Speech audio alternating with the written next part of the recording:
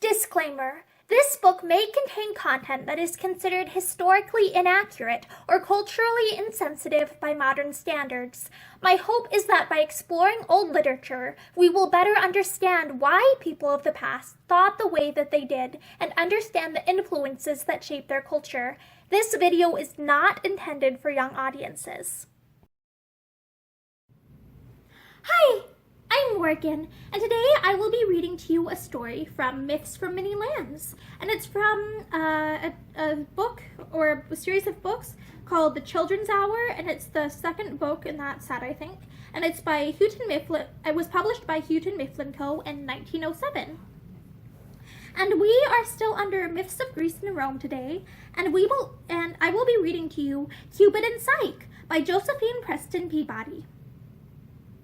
Once upon a time, through that destiny that overrules the gods, Love himself gave up his immortal heart to a mortal maiden, and thus it came to pass.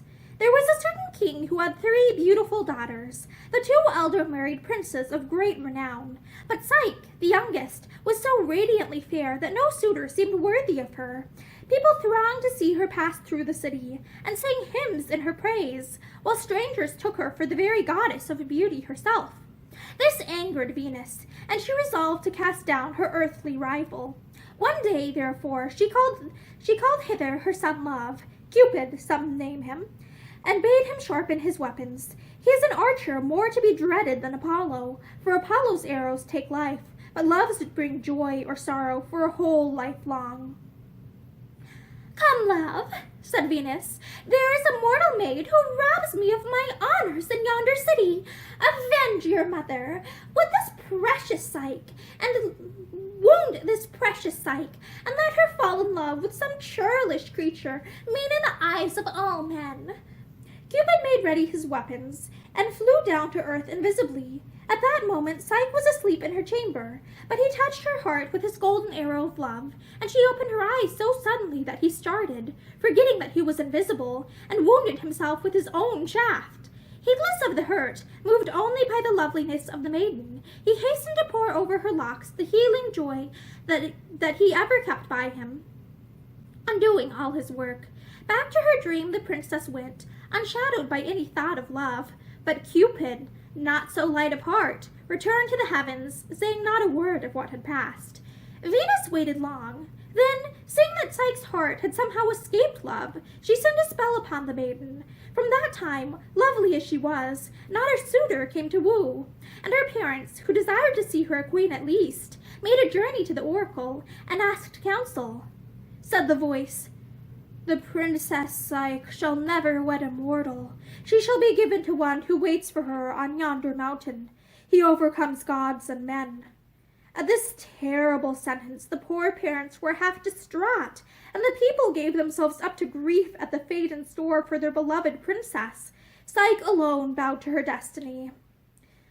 "We have angered Venus unwittingly," she said, "and all for sake of me, heedless maiden that I am. Give me up, therefore, dear father and mother. If I atone, it may be that the city will prosper once more."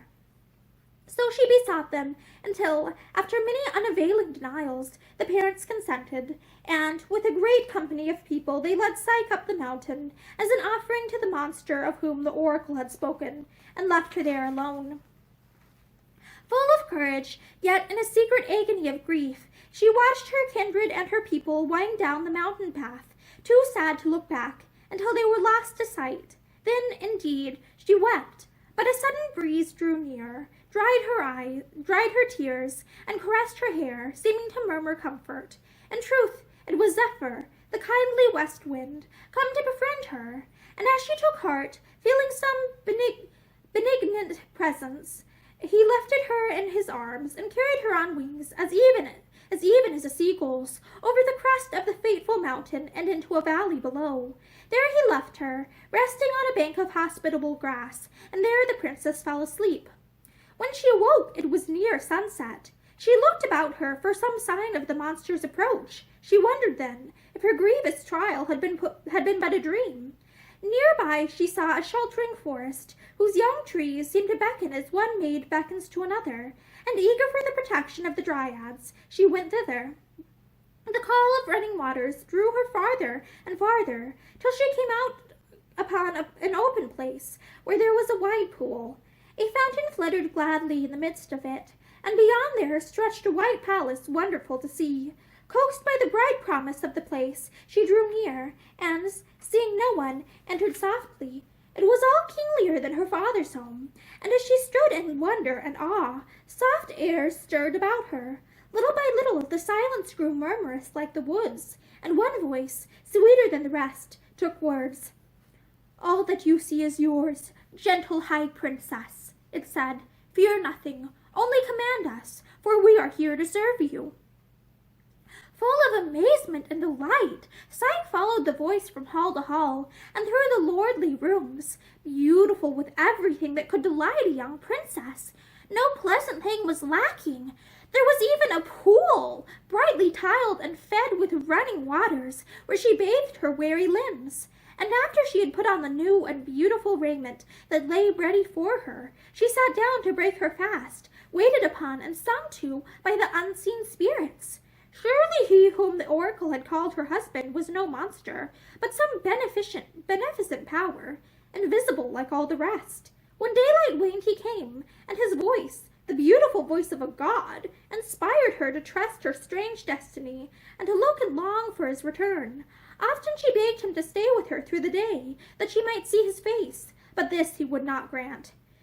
"Never doubt me, dearest Psyche," said he. "Perhaps you would fear if you saw me, and love is all I ask. There is a necessity that keeps me hidden now. Only believe." So for many days Psyche was content, but when she grew used to happiness, she thought once more of her parents mourning her as lost, and of her sisters, who shared the lot of mortals while she lived as a goddess. One night she told her husband of these regrets, and begged that her sisters at least might come to see her. He sighed, but did not refuse. "Zephyr shall bring them hither," said he, and on the following morning, swift as a bird, the west wind came over the crest of the high mountain and down into the enchanted valley, bearing her two sisters. They greeted Psyche with joy and amazement, hardly knowing how they had come hither. But when this fairest of the sisters led them through her palace, and showed them all the treasures that were hers, envy grew in their hearts and choked their old love. Even while they sat at feast with her, they grew more and more bitter, and hoping to find some little flaw in her good fortune, they asked 1,000 questions. "Where is your husband?" said they, "and why is he not here with you?" "Ah," stammered Psyche, "all the day long he is gone, hunting upon the mountains." "But what does he look like?" they asked, and Psyche could find no answer. When they learned that she had never seen him, they laughed her faith to scorn.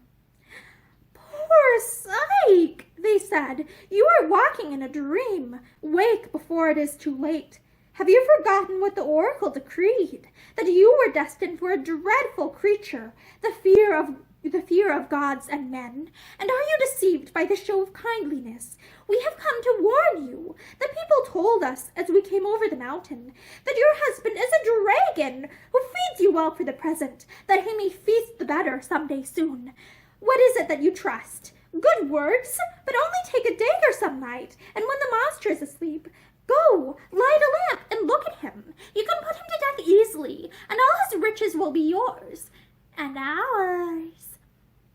Psyche heard this wicked plan with horror. Nevertheless, after her sisters were gone, she brooded over what they had said, not seeing their evil intent, and she came to find some wisdom in their words. Little by little, suspicion ate, like a moth, into her lovely mind, and at nightfall, in shame and fear, she hid a lamp and a dagger in her chamber. Towards midnight, when her husband was fast asleep, up she rose, hardly daring to breathe, and coming softly to his side, she uncovered the lamp to see some horror. But there the youngest of the gods lay sleeping, most beautiful, most irresistible of all immortals. His hair shone golden as the sun, his face was radiant as dear springtime, and from his shoulders sprang 2 rainbow wings. Poor Psyche was overcome with self-reproach. As she leaned towards him, filled with worship, her trembling hands held the lamp ill, and some burning oil fell upon Love's shoulders and awakened him. He opened his eyes to see at once his bride and the dark suspicion in her heart. "Oh, doubting Psyche!" he exclaimed with sudden grief, and then he flew away, out of the window. Wild with sorrow, Psyche tried to follow, but she fell to the ground instead. When she recovered her senses, she stared about her. She was alone, and the place was beautiful no longer. Garden and palace had vanished with love.